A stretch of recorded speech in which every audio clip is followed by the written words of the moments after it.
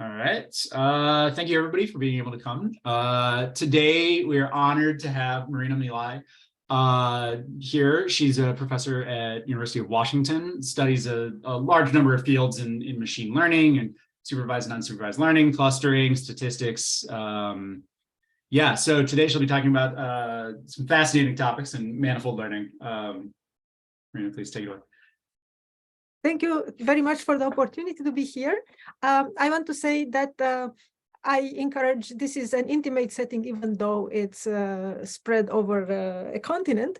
And I encourage you to interrupt and raise your hand and ask questions during the talk if you feel like you need to ask them then. Also, this talk has 2 parts, and that's one more reason to ask more questions sooner rather than later. So I will start with some the motivational slide.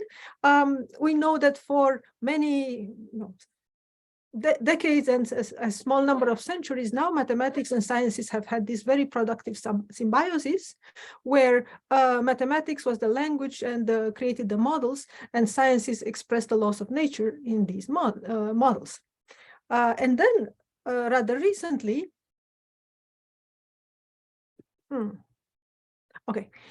machine learning appeared on the scene and started to make earnest efforts to help in the sciences as well as in other fields. However, there is a sort of a disconnect. Machine learning, for all its strength, works with data, whereas science works with higher level models and concepts. And one of the things that machine learning is extremely good at is modeling a single data source. But in sciences, we want to actually generalize to multiple data sources. And one of the goals of this talk is to see if we can actually bring machine learning close to the higher level concepts of science rather than remain at modeling a single data source. And by this, I don't want to discard all the existing work on transfer learning, but that is much more fit to other areas than to scientific data in the shape that it is now. I'm just simplifying. Yes. So one of the goals of this talk, and that would be the first part of the talk, is to bring scientific concept and machine learning closer together so that machine learning can output something that is more in the language of the science than in the language of data science. And the other one is to bring the more mathematics and more mathematical concepts that are used by scientists into the field of data-driven estimation. Yes, and you see that in the second part of the talk. In the first part too, but less. So the first part of the talk is about learning manifolds that have scientific meaning in their coordinates, and I'll explain what that means in a moment. And the second one is about machine learning things like order 1 Laplacian, vector fields, and topology, and so on. Yes, so it's about bringing mathematical concepts into the field of data-driven estimation. So what do I mean when I want to learn coordinates with physical meaning? Here is a very small example, a toy example, but this is a real simulation of a small molecule. And it's a toy example because scientists already understand this molecule. So what we are doing here is, by way of example, is not explaining anything new to the scientist, but it's demonstrating how machine learning works. So this atom is ethanol. It has 9 atoms. So its configuration space is, roughly speaking, 9 times 3 dimensional. And scientists are interested in the configurations of this molecule. There is a lowest energy configuration. That's the highest probability in most experiments. But the molecule is not stationary. It vibrates. All the atoms vibrate around their positions. And sometimes this vibration translates into larger movements, for example, like from here to here. And we would like to understand this space, this high-dimensional space. And especially, we are going to use manifold learning because we really believe that this space is low-dimensional up to the first approximation. Now, I want to say that because this is so simple, by a very simple pre-processing that involves no manifold learning, we can get this shape of the space, which indeed confirms that it's low-dimensional. And in fact, it looks like a noisy ring. And I really don't know if a person looking at this data could actually tell from this noisy image that it's a noisy torus, in fact. But if we do manifold learning, we can see that this is a noisy torus. So what manifold learning does on this data is it smooths out the noise. And that's one thing that we want from manifold learning. But the other one is that something that's not desired is a nuisance, the fact that it actually distorts the manifold. Now, in a different talk, I can explain how to deal with the distortion. So we know how to deal with it and how to recover the torus shape. But for the moment, I'm going to leave it the shape as distorted for the rest of the talk. Because the algorithms that I'm proposing should apply to these distorted coordinates and not to the recovered coordinates. So they should apply to any kind of Lipschitz distortions or well-conditioned distortions of the original space. They do not require isometry in the embedding. Yes. So we did what machine learning does. It took this data and we got a two-dimensional torus embedded in 3D, and that sort of explains the data. It explains it to the point where it tells us that there are two circular coordinates that define the large-scale movements of this molecule. Is this clear? Please interrupt, like especially when I talk about this slide, because this is a basis for the rest of the first half, at least. Okay, so we did something data-driven and we obtained this manifold. And now we tell the scientist, hey, here is your torus. And the first thing a scientist does is actually color this torus by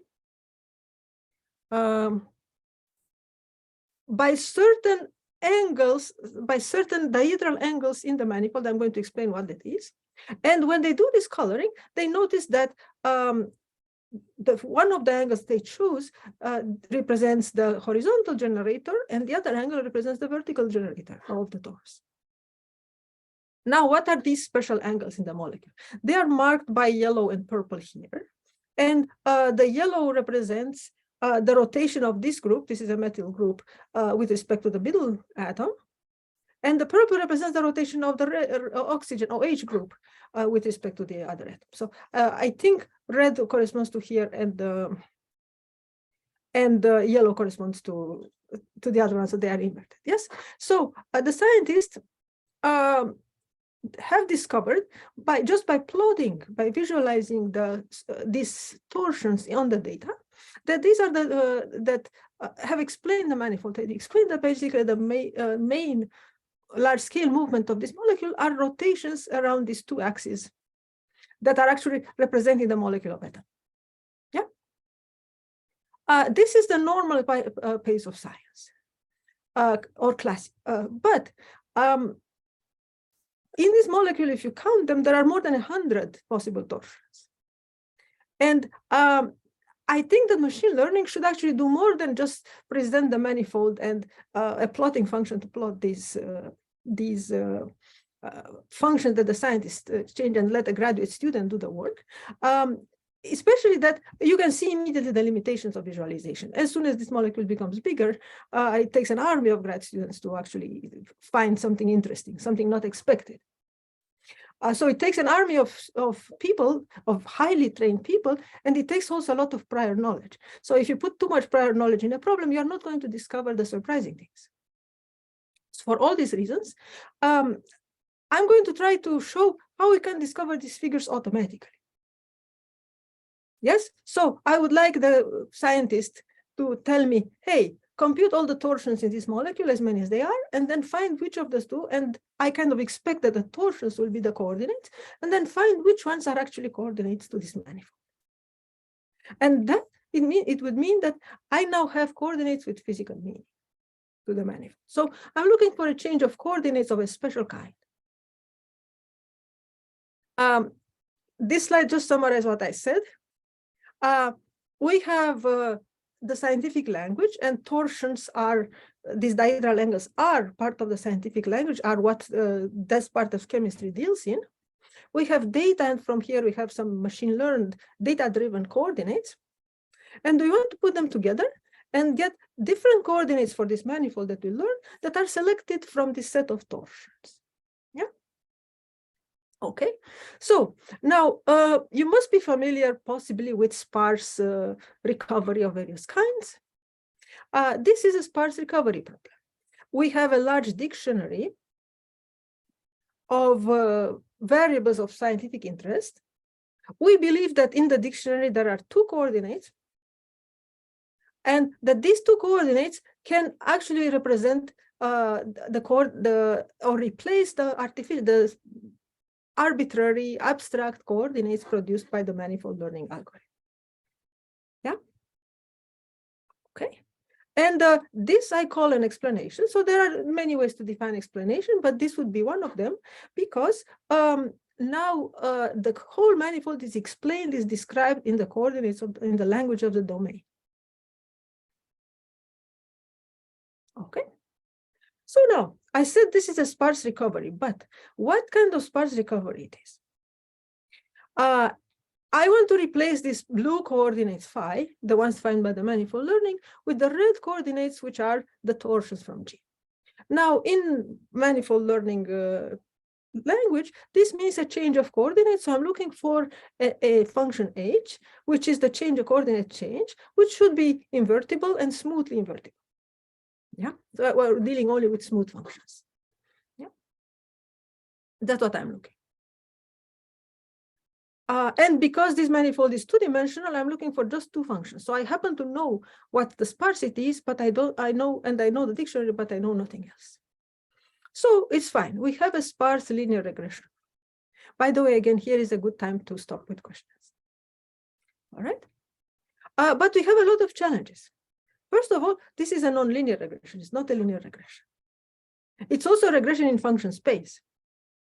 Also, the manifold learning coordinates phi, they are something that's very algorithm dependent, that they are also depend on various other things like what parameters we give to the algorithm, data density, perhaps, you see the distortions and all sorts of things. And because of like this phi is kind of free, it's just like a smooth function of some other set of coordinates. It's in a very large space. It's in a large space of functions. I can't take this function, this transfer function, which is actually the regressor. I can't give it any parametric form. I can't even choose a basis, because if I change the left-hand side arbitrarily, I have to change the basis. So there's no basis that's good for anything except like a very generic basis. Yes. Also, I don't assume that the coordinates to dictionary functions is one-to-one. I just want to represent these coordinates by a set of coordinates from here with a transformation that's not independent on each coordinate. And of course, I don't assume that the embedding of the manifold learning algorithm is isometric. So what am I left with? I'm left with this function composition, and with a very simple theorems that I haven't used since college. And one of them is the Leibniz rule, which says that if I actually take the differentials, or in like college level terms, I take the derivative or the gradient of the left-hand side, then gradients composed by Leibniz rules are composed linearly. So at every point, the gradient of my manifold coordinates is a linear function of the gradients of these unknown dictionary functions, which are other set of manifold coordinates. The problem is that because this is nonlinear regression, this DH changes from point to point. So it's a linear dependence at every point, but from point to point, it's a different linear dependence. So let's make it go to vector and matrix form. Why are the gradients of the manifold coordinates? X are the gradients of the dictionary functions, and beta ij are these partial derivatives here. And so what I'm looking at is basically regressing the manifold gradients on the dictionary gradients, and the beta coefficients of the regression are the partial derivatives of the link function of the change of coordinate function. And so this gives me, because there are only two functions in the dictionary for the torus to find, this gives me a very sparse linear system to solve, one for each data point I. All right, so I have a sparse linear system and only one point. That's not such a great condition in regression, but what helps is that I know this subset has to be the same at every point. So I have to choose the same, I have to zero out the same set of dictionary function and keep or recover the same set of dictionary function at every point, every data point on the manifold. And it so happens that this is a well-known, like if I set up this problem as a sparse recovery, this defaults without any other massaging into something that's known as group lasso. Yes, and it's group lasso because specifically because the same subset has to be selected at each data point. So the vectors of betas that correspond to one dictionary function have to be simultaneously 0 or simultaneously non-zero for all the data points. Yes, and I hope you recognize here the least squares regression and here the regularization. Yes, so again, a good time to ask questions.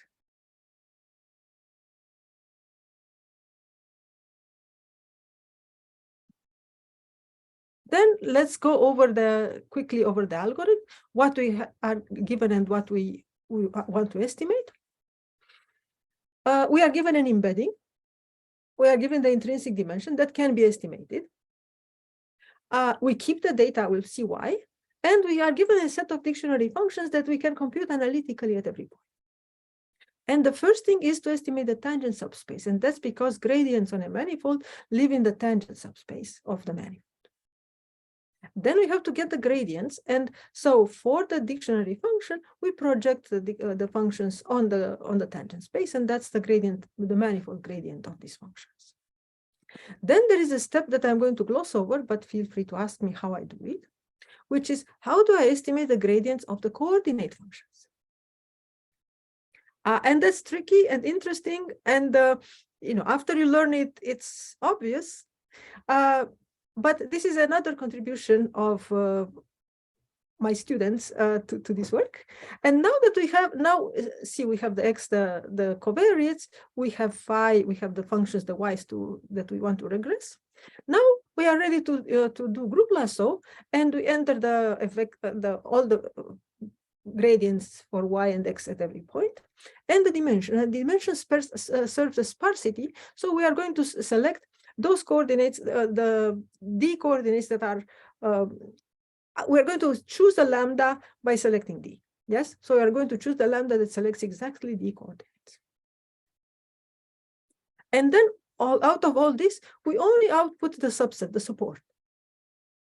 Yeah, and notice that this support allows us to have nonlinear arbitrary dependencies between the dictionary function and the manifold functions, up to well conditioning, of course.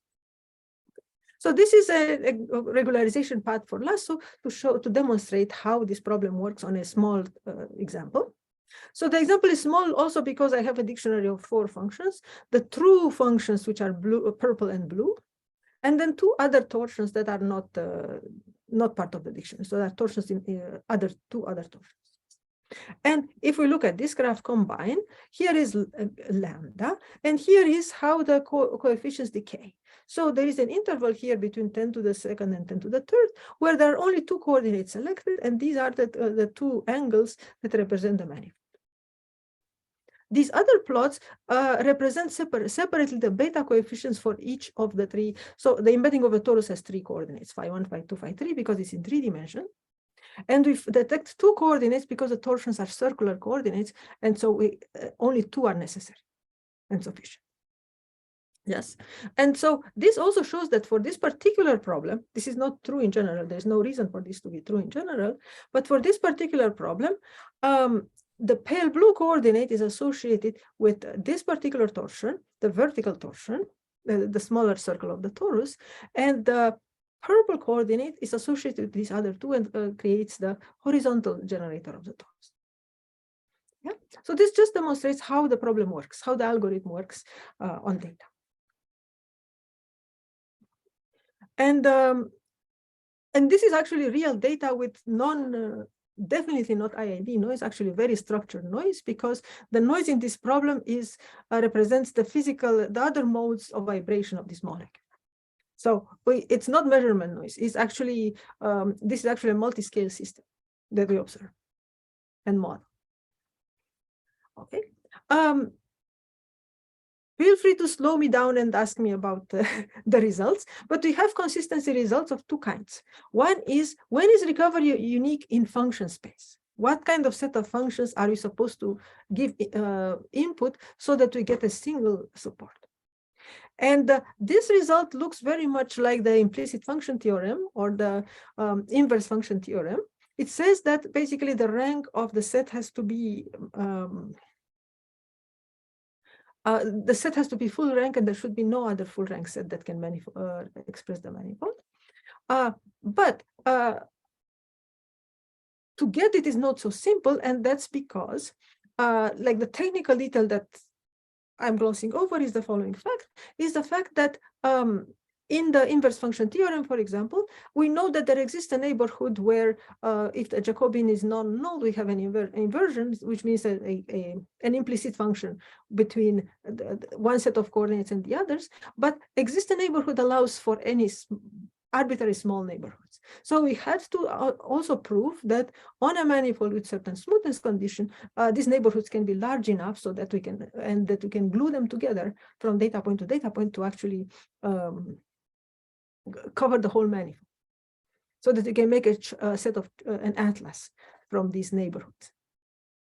Okay, then for the finite sample situation, we have also recovery conditions, and they resemble the Lasso recovery conditions from other situations, but they are on the gradients and not on the functions themselves. So remember that X here are the gradients. This result is actually a simplified result, which is not the strongest we have. The strongest we have, the second strongest we have is here. The strongest we have is not yet pushed on archive. And it's, feel free to ask me about details, but this is a standard recovery result. The only thing that's new is the fact that the columns of X, the columns of this matrix X are not norm 1, as in standard sparse recovery results. And they can't be norm 1 because we project the gradients on the tangent space. So they are norm 1 or less. And so we have to find recovery results that take this into account. So this is why the results look more complicated and actually are more complicated. Yes. Now there is a simplification, but an important simplification to this setup. And that is that what we call tangent space lasso. What I explained is how we use an embedding and we find coordinates between one embedding and the dictionary. But in fact, if these coordinates that we find in the dictionary explain the manifold, then we shouldn't need an embedding to find them. We should just map them directly to the tangent space of the manifold that we have estimated without any embedding in between. So instead of explaining an embedding, we would be explaining the manifold. And we should be finding the same set of coordinates in both cases. Now, if we remove the embedding algorithm from the picture, one thing that happens is that we can analyze the problem better. And here we have end-to-end conditions. So we start with conditions in function space. We make an assumption about the sample size. And we get final sample guarantees, probabilistic guarantees of recovery. Yeah. And this is the work of Hanyu Jiang, who graduated in January. All right, these are some examples. The first two are artificial examples. The others are all molecular dynamic simulations with real molecules. And we have two types of dictionaries: a small dictionary, where we have very few extraneous functions. And these are actually what happens when chemists put in their prior knowledge. Lots of the torsions are already eliminated because they are superfluous or because by the prior knowledge of what we expect. And here is with no prior knowledge at all. This is the number of torsions in ethanol, 700 something. A very large dictionary from which to extract two functions.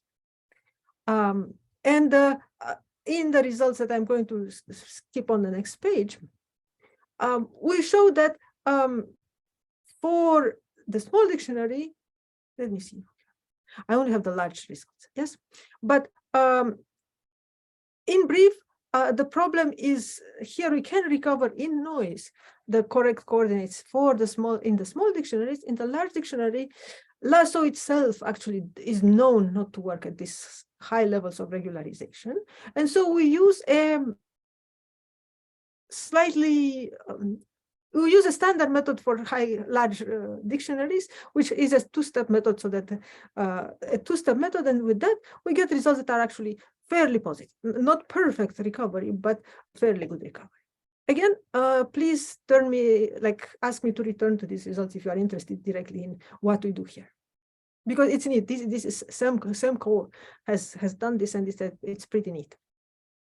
It's actually a very non-trivial problem to implement and to run this, to create these algorithms in the space of molecular dynamic simulations. Okay, and these are more recovery results for a variety of molecules. What we show here are the recovered manifolds, and in all cases, notice one thing: a lot of these are tori. So a lot of these are two-dimensional with circular coordinates, and two of them are circles. Yeah. And so this previews the next, the summary of this talk, which is that one of the important things that we gain by finding coordinates with physical meaning is that we can compare the results between different experiments. Yes. So if we didn't have that, and one experimenter would get a torus, let's say for this methaxylene, and another experimenter from another simulation would get a different a torus in another lab. The question would be like, is this the same torus or not? Because it seems that getting a torus is something very, very, very common in small molecules. When is the torus the same and when it's not? Well, a priori from geometry, since there is no correspondence between the points in the two experiments, we can't answer this question a priori. So finding coordinates with physical meaning is not just a way to save work to the graduate students, remembering that science builds on large sets of experiments. It's a way actually to get back to the language of science to communicate results. So the results become more reproducible, more transmissible, and more generalizable if we use coordinates with physical meaning. And I want to stop, this is what I'm saying here, that we want to explain large-scale structure with domain-relevant function, and that what we generate is something that is transmissible knowledge and reproducible knowledge. Yeah, and this is actually really the end of the first half, so feel free to ask your questions now.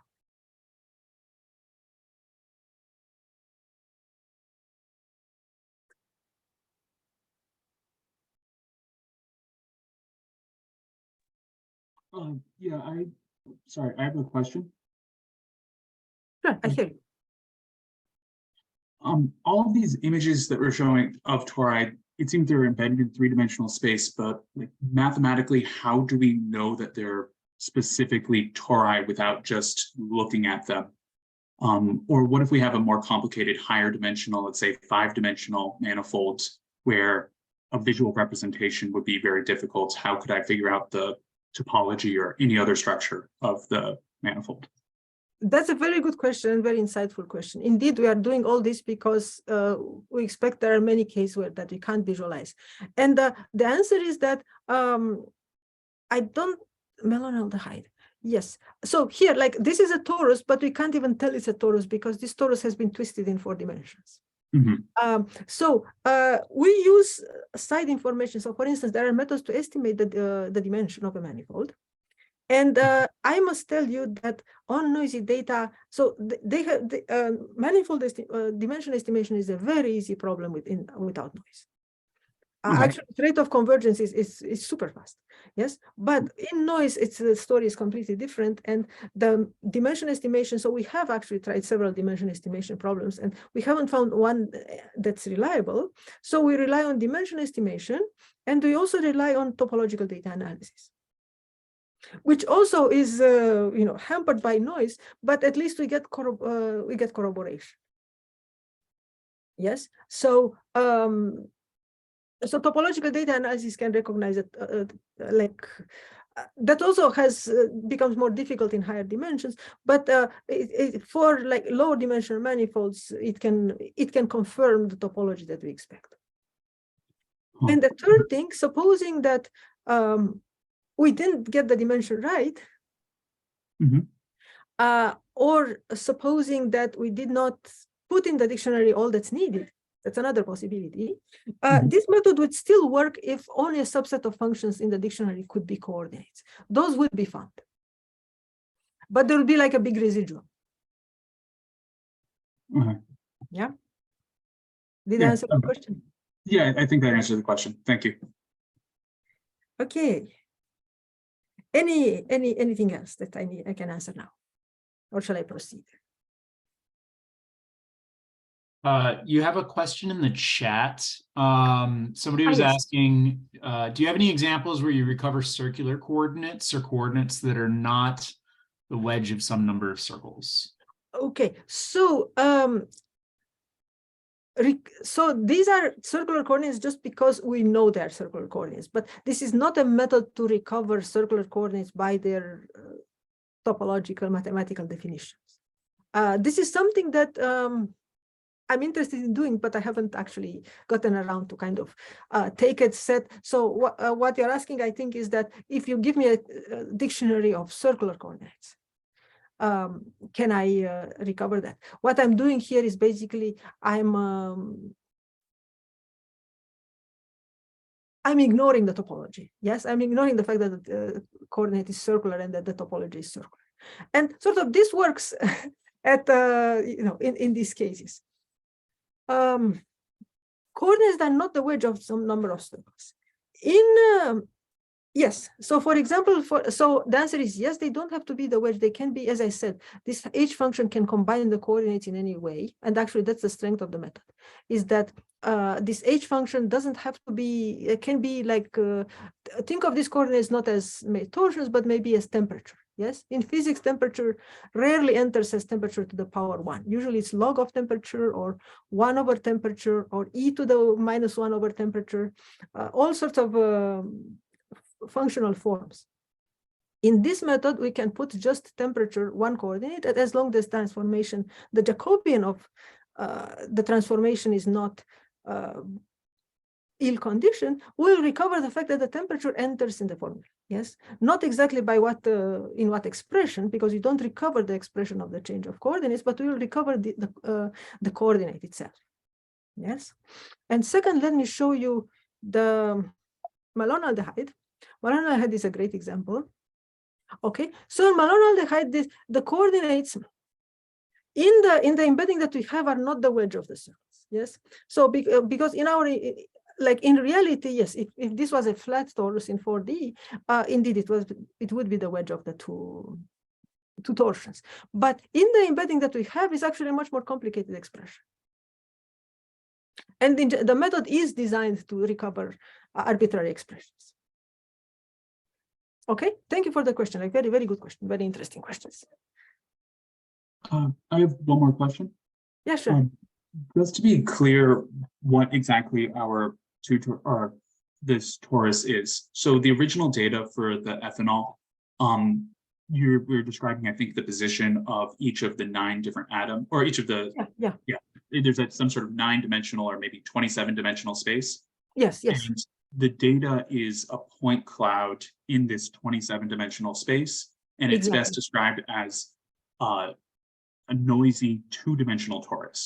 Yes, exactly. Yeah, that's so true. What we're visualizing here, where it looks like there's a 2 torus in 3-dimensional space, you're actually doing some sort of dimensional reduction down to 3 dimensions just to visualize it easier. Yes, so so that's what embedding algorithms do. Embedding algorithms find embedding, not charts. Like they could be changed to find charts, and in fact, Alex has essentially worked on that. But they standard vanilla embedding algorithms find embedding, so they map the data from 27 dimensions to 3 dimensions, not 2. And that has to be the number of the embedding dimension also in general has to be estimated somehow. And these are 2 different things to estimate, or do we just always use the some embedding theorem, like twice the dimension plus 1 or whatever? That's actually not true. It's true that that's the minimum possible dimension, the Whitney embedding, but for the Laplacian, so we use diffusion maps, and so for the Laplacian eigenvectors, it's not true. Like the number of eigenvectors depends on things like the reach of the manifold. It depends on how twisted is the manifold. Essentially, so it can be larger than it doesn't happen in these examples, but it can be larger than the Whitney embedding dimension. Thank you. Thank you. Okay, there's another question in the chat, but I don't get to it. Okay, I see it. Thank you. All right, so let's go now to the second part.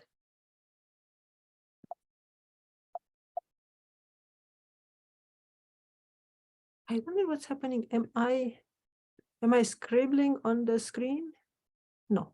Okay. Then okay, it's working.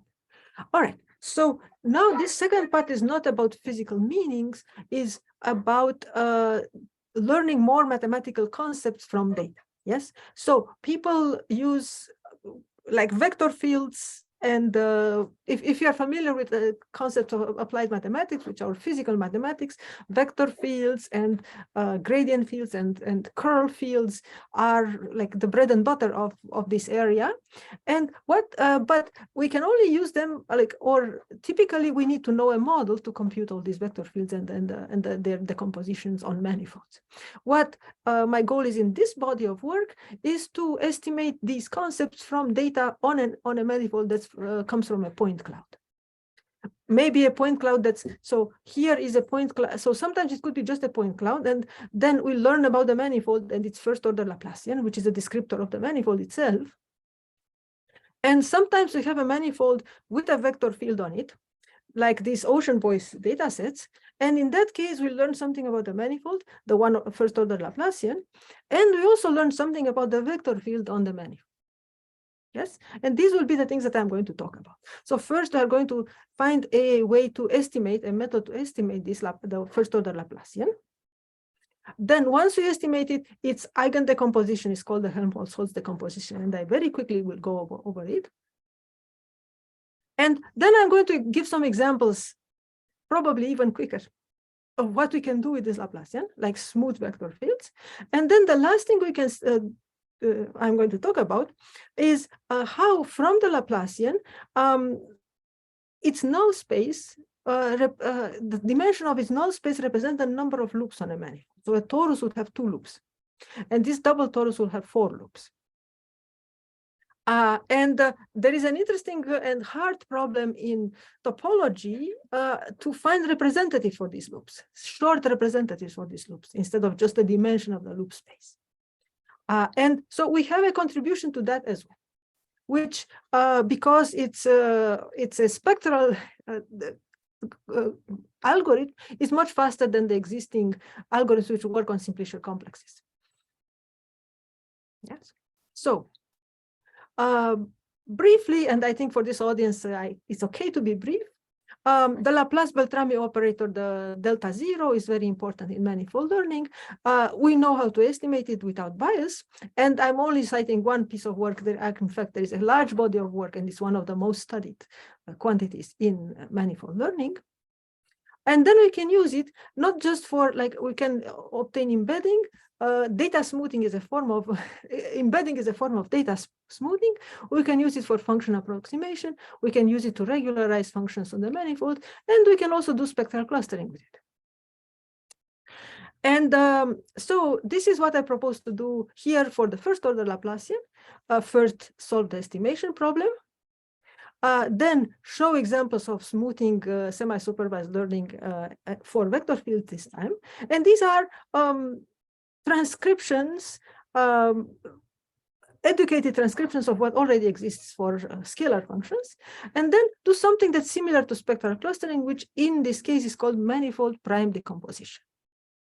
And from here also find short loop bases, which are a problem that doesn't exist in this dimension. So a lot to cover. Okay, so first the algorithm. And again, we have a consistency proof. This is an unbiased estimator. We have just proved, as of 2 months ago, when I gave this talk in Paris to Alex, it was biased. Now we realize that with a more careful cancellation of the terms, actually the estimator is unbiased, and that's why we did not observe biases in our experiments before. So I'll try to explain what is the crux of the problem of finding such an estimator. First of all, so we start with a point cloud on the manifold. Okay, now if we want to do manifold learning, we create a neighborhood graph which has nodes V and edges E. if we want to get the one-dimensional homology, then we have to, or cohomology, we have to actually work with nodes, edges, and triangles. And this is a simplicial complex of dimension 2. So from the neighborhood graph, we construct edges and triangles. Yes. And now, once we have done this, again, the study of simplicial complexes is very advanced. And this would be a weighted simplicial complex where nodes, edges, and triangles would have weights. And that's also very well studied. But so the only trick that we need to, but actually it's an important thing, is to choose the weights in such a way that when we take the data to the limit, we get the continuous Laplacian or first order Laplacian on the manifold and not some other operator on the manifold. Yeah. That's the main thing that we have, the only thing that we have to do, because everything else, like what the meaning of these concepts in discrete simplicial complexes has been analyzed and understood. Okay, and what helps is the fact that so these are the up and down parts of the Laplacian. The down part of the Laplacian. So by the way, the first order Laplacian operates on the edges of the graph. Yes, so it has the dimension equal to the number of edges, whereas the Laplace-Beltrami operator, the zeroth order Laplacian on the graph, operates on the on functions on the nodes. So it has n, it's n times n. This one is n number of edges times number of edges, and it also has two components. The down Laplacian reflects the relationship between edges and nodes, vertices, and that is actually very, very similar spectrally to the L0 Laplacian. So that's easy to construct and easy to analyze. And it has actually been done before. The up Laplacian represents the relationship between edges and triangles. So the edges are the boundaries of triangles. And that's the trickier part to analyze. Moreover, and the BE, so the BE are the relationships, the boundary matrices that they're actually incidence matrices. Yes, BE is the incidence matrix of the graph, and BT is the incidence matrix between triangles and edges. Yeah, and the W's, VE, and T are the weights. Another thing that's known is that if we set the edges of the triangles, then all the other edges follow. So the only thing that we have to do is to get a weight for every triangle. Yeah. And we proposed this weight, which is actually kind of straightforward, which is to take the kernel, like the Gaussian kernel, for every edge of the triangle and multiply them. So it's exponential of the sum of the perimeter of the triangle, essentially. Sum of the square distances of the triangle. Yes, if we take the Gaussian curve. All right, so all this is very simple. What was hard is what I'm not showing, which is the proof that indeed this is actually a consistent estimate. Has a limit, and the limit is the first order Laplacian of the manifold. Okay. So supposing we have this, what can we do? If we run this algorithm on data, what we obtain is an operator which is of dimension and number of edges. Yes. And if we take its eigen-decomposition, the eigenvectors group into three categories. The harmonic eigenvectors represent the null space. So for the zero, for the Laplace-Beltrami operator, or the simple graph Laplacian, this would be the connected components. Yeah. For in our case, these are the number of loops. This is the beta number one, beta one of the manifold, the number of loops in the manifold. So the torus would have two, and I'm going to show the ethanol and malonaldehydes quickly, shortly. Yes. So this is a finite number, which is is a topological descriptor of the manifold. And then all the other eigenvectors represent either gradient vector fields, and they are the eigenvectors for the L1 down Laplacian, or the curl vector fields, and they correspond to eigenvectors for this upper Laplacian and are in the null space of the other one. So this is known as the Helmholtz-Hodge decomposition. Helmholtz-Hodge decomposition. So we can do this, and then we can work with it by just picking. By just picking the smoother lower order eigenvectors from these groups, from gradient and curl, we can actually smooth manifolds, or we can smooth vector fields, or we can analyze vector fields in their like low frequency components, or do extrapolation or interpolation and so on. And because I'm almost out of time, I'm going to go very quickly about over these pictures of what we can do.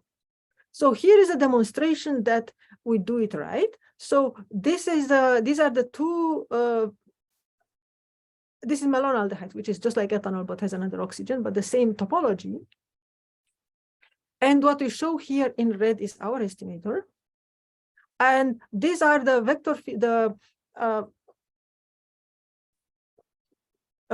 this being a torus has two harmonic vector fields, and these are shown here. And here it shows that they are basically correspond. They're not aligned, but are close to aligned to the circular coordinates that we could find by the previous method. This is actually a persistence diagram, and what it shows is that basically the noise is too high for persistent homology to work. So persistent homology doesn't give us beta 1 equal 2. Give us beta 1 either 1 or much larger than 2. And I want to give a shout out to this method, the Biberian Janakis. It's called Spectral Exterior Calculus. It's a brilliant paper. I encourage everyone to know about it and read it. We have implemented it, and in practice, the implementation probably needs much higher order approximations to work properly, because it does not find the second harmonic eigenvector. So our method, even though it's much less brilliant, it's practical for various, for this case at least, where there's noise. Okay. Now, here is, for the ocean buoys, this is the simplicial, this is a rendering of the simplicial complex that we created. So we actually took the 3D coordinates of these points on the sphere. And these are, on the left are the principal gradient vector fields, and on the right are the principal curl vector fields. So this is not an expression of the buoy circulation. This is just this descriptor of the manifold itself. This manifold doesn't have harmonic vector fields because there's no hole in the Pacific Ocean that's large enough for us. Yeah. And again, I can remind you that we know when we get the eigen-decomposition, we know exactly which vector is which because of the orthogonality of the decomposition. Yeah. And the next, this is the smoothing of the actual vector field data. And as you see, there is, depending on the regularization, we can get over smoothing, under smoothing, or the Goldilocks just right smoothing. Okay, now here are examples of semi-supervised learning where we extend a vector field that's known only on a few of the graph edges to the whole manifold. And how do we extend it? Basically, we smooth it with we extrapolate it on the low frequency domains. And if this vector field is smooth, then it will project, the most of the vector field will project on the low frequency curl and gradient eigenvectors. This wasn't possible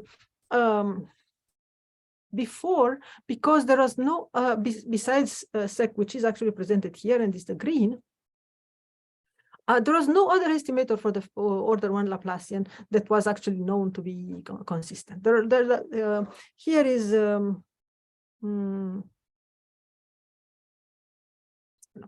are some methods previously, but they don't seem to be in this plot. And so here we have toy data, ocean buoy data, single cell RNA, and I think this is another single cell. One is neuroscience and one is some other set of cells. Yes, and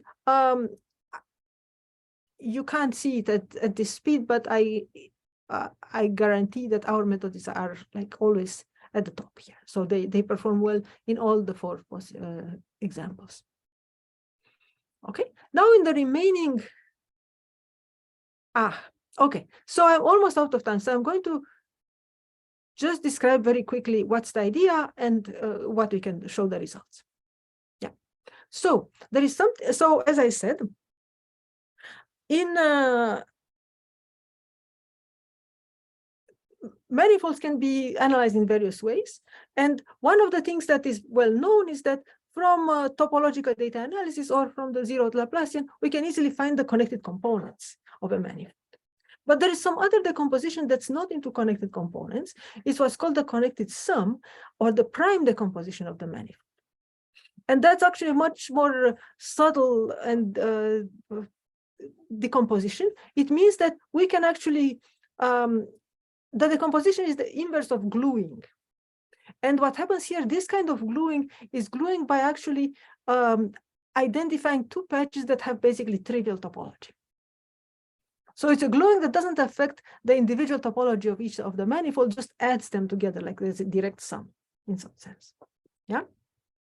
And prime manifold decomposition is known to, it's so complex that for dimension 4, it's not even known whether it exists all the time. Yes. And it's not proof that it's unique for higher dimensions. But in 2 and 3 dimensions, we know that this decomposition exists and it's unique. And our goal is to do to find these decompositions from the higher order Laplacians by something that's like spectral clustering. So assuming that this region connected has few edges or few triangles or few higher order simplicial complexes, to do a spectral clustering kind of approach to actually find it. And for this, we have actually a proof of consistency, which is based on perturbation theory. And after we do this, we can also find, we have a heuristic algorithm that also can find short loops. So I'm going to explain this in 2 minutes on a picture. If we take the eigenvectors, so because we are looking at the loop space here, we are looking also only on the null space of the first order Laplacian. And in this case, this simple manifold has 2 holes, so the loop space is dimension 2. And remember that the first order Laplacian embeds edges, so in this picture, each edge is a dot. Okay, and edges here near 0 are these edges here that have no, basically no harmonic eigenvectors weight on them. But edges around the hole, as you can see, here or here, have like higher values here. So they project either in this region or in this region. Yeah. So the idea that inspired us was to basically ignore this part where like it's impossible to know because these are all edges that are far away from loops, and show that if we look at the edges that have high weight, we could find short circles around these loops. This doesn't show the short circles, it just shows that that this is possible. Okay, and for this, first we have to align the coordinate system with these 2 crosses, and that's shown in the yellow and red, where we have rotated the coordinate system, and now the support is only on a single manifold. So we have basically brought out the contrast of every loop separately. And then from here, we have an algorithm that actually creates loops that have components that are high in these corners of the eigenvectors, and those would be short loops. And the proof is in the pudding. So here are some examples. This example is from neuroscience, and there are 3 loops in these data that we find. This example is a sculpture, and there are again happen to be 3 loops that we find. This example is an ocean buoy data set from Southern Australia and New Zealand. And here, Tasmania and New Zealand are large enough holes in the ocean, in the Pacific Ocean, that we can find them by a loop detection algorithm. But we can find them only after we do the coordinate change. Before, if we use the raw eigenvectors as the eigen-decomposition give us, there is no power to actually discover this. So it's important to actually do a proper coordinate change. And finally, this image shows not only that we can find the loop detection by our method much better than by a naive method, but also that, so for this, we have a different simplicial complex. So our method generalizes to a variety of other complexes with very simple changes. So in summary, what I try to explain is how we can bring more mathematical, first, more scientific concept into the machine learning, and that's independent of the concept. And actually this puts the scientist in the role that they are educated for, not to do data visualization, but to actually think in terms of concepts and let the machine learning do what they would, what it does better, and let the scientist does what they do better and save their time. And the second thing is to give new mathematical concepts a machine learning algorithm, so that when we don't know the manifold and we don't know the data distribution, we can actually apply these mathematical concepts in a data-driven fashion. Thank you very much, and I'm ready to take a few more questions.